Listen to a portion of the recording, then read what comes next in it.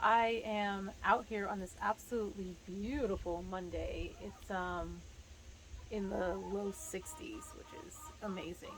Um, Fall is coming to Tennessee, so I'm very glad about that. Um, I just came back from something fell. I just came back from the Back to the Land festival, which happened in Centerville, which is very close to where I live, and so I was very happy to be able to go to that because I just moved to the area and I wanted to kind of meet people who live out here and make some connections, especially when you're homesteading and in the prepping community, you need community in order for it to work because as self-sufficient as a person can be, as I can be, I still need to be able to reach out to people every once in a while, and people need to be able to reach out to me if they need something. My chickens hear me talking, so they're gonna talk too. I will put this closer so you can hear me. Um, in that festival, Billy, and I cannot remember his last name because I am terrible at names, but from Permapasture's farm, talked about only feeding the chickens fresh scraps, scraps, like not buying anything store bought for them. And consciously, I know that that is probably the best thing to kind of move towards in the future. And because it's healthy, where it's coming from, what's in it.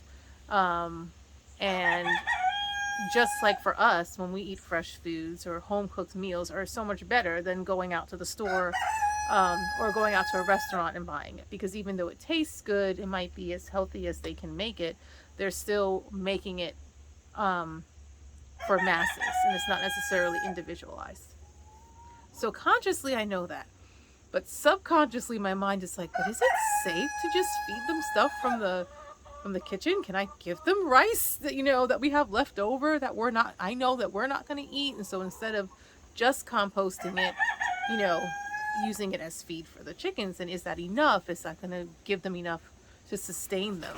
So it just made me think about the conditioning that we have, that if it's not mass produced, it's not safe. That what we can do on our own inside of our own homes is not as good as what the government or another entity can give us. And it's not true. It really isn't true. So that's just something that I am going to work through and work towards. But for now, I am going to, and they're calling me too because they know it's time to eat. I'm going to go ahead and give them what I have. So I do have crumble, but I don't just use crumble. I mix it with corn.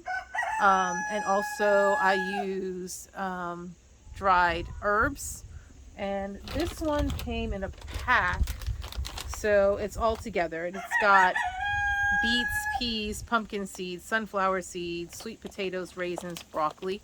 And then on top of that, I also give them, lettuce and things um, from our table to them. If I'm eating vegetables and I cut some up and I give it to them. Sometimes I'll have more vegetables than I'm able to use within a good amount of time, and I will give that to them as well. And then, at the farmers markets and things like that, they will often have things that they're not going to sell anymore. So instead of them just throwing it away, you can ask for it and they give it to you, and you can give that to your chickens as well. So, a friend of mine who's a farmer does that often. He makes his rounds and then he shares some of that with me. So it's going to be a big thing for me to move from that being a supplement or an add-on to that being all that they eat. To feel comfortable with that and to think that they're not going to starve or anything like that. So, which I know is so silly because they are outdoor animals and they get their food from nature. So, but I'm going to try it. But for now, I'm going to give them this and I will see you guys soon.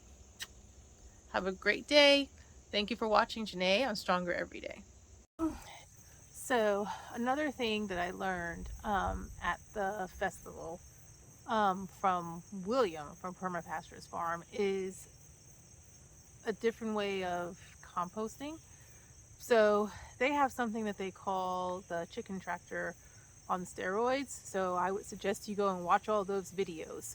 But in those videos, they talk about trying to modify it for your own specific needs on your own in your own area. So that's what I'm going to do. Behind me is my compost area, and it works pretty well. I mean, I wasn't expecting it to go any faster than it has been going, but in order for it to turn to compost faster, to break down, it really has to be agitated. And so they talk about a method where you have the compost in with the chickens, and they work it themselves, and they eat on it, and they scratch it, and it helps to turn it and to make it break down faster. And then you move the compost pile, so basically turning it, taking the top and putting on the bottom and just scooping it, turning it. So I'm going to do something similar. So basically I'm going to take my compost pile and just move it over a little bit by flipping it. So they also suggested having a pitchfork, which I do not have, but I do have a rake. So I will use a rake and a shovel, and hopefully that will work just as well. I will do what I can because it's just me moving this pile. So I'll film it for a little bit, and hopefully you can kind of see the work entailed when it comes to your own.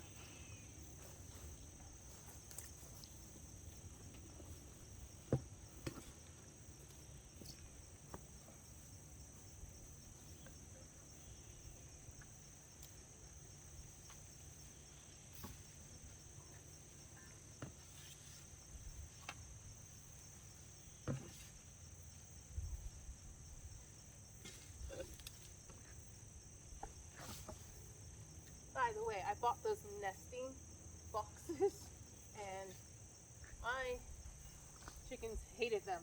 They do not use them. They just pooped in them. They prefer, there's a hutch, and they prefer to go into the hutch and lay their eggs. So I figured, why keep trying to make them do something they don't want to do? It doesn't really work for my children. It doesn't work for me. Why would it work for them?